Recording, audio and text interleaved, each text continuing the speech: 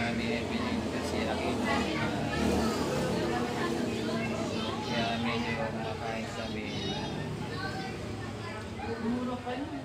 pagkain na to.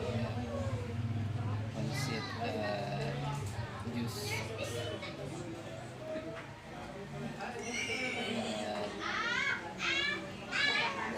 Hindi naman ito celebration kundi ano lang.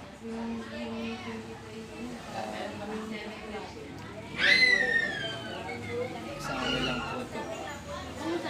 Yaman.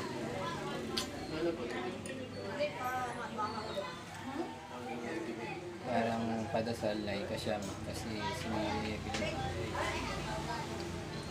dito pa sa paligid yung spirit niya tapos na yung aming pagdarasal hindi pa siya napagdarasal hanggang 7, 8 pagdarasal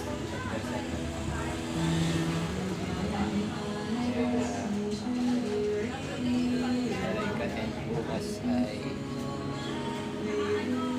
May 26, 2026. Tuesday ay yun ay May 25.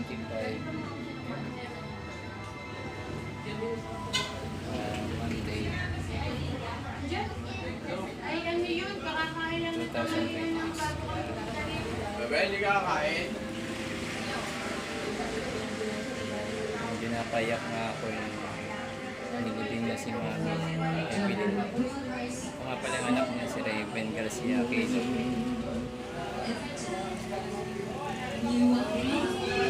Ito yung mga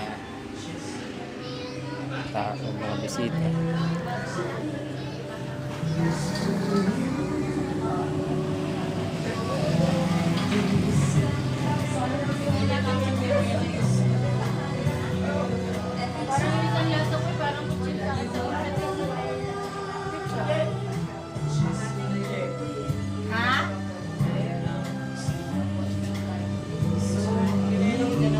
Video ka din. Papakita ko lang. Tabi. Ha.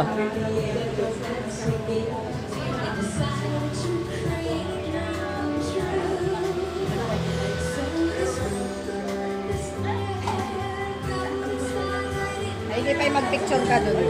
Hindi, nag-video lang ako. Video vlog. Bag, isang dito yung trash bag.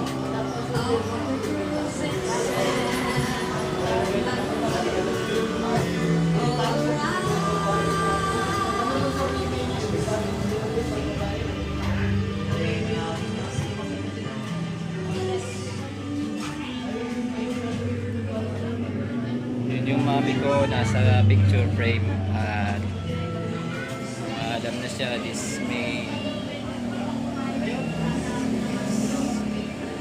17 year 2026 paliktaran ng 17 71 kaya para bang tinapat sa 71 years old niya yung 17 pero medyo parang alam ko na parang nahula na nangyayari nga kasi nga pero nakakapang lumo nga nakikita ako sa kanya kaya naawa ako nakikita ko siya ganun pero I try my very best kaya nag Latter-day Saints pa ako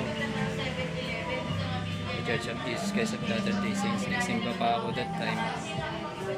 At nung pag nag-pray ko siya, si Mami, mga brothers and sisters. Pero pag-uwi ko talagang hindi na nakaya.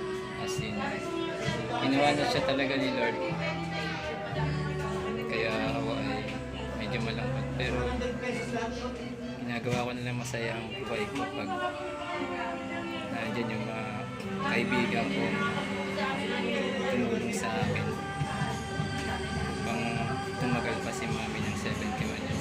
Thank you sa inyo mga prayers, mga brothers and sisters, presidents and Bishop, President Benny Suwaybagyo, and President Felix and President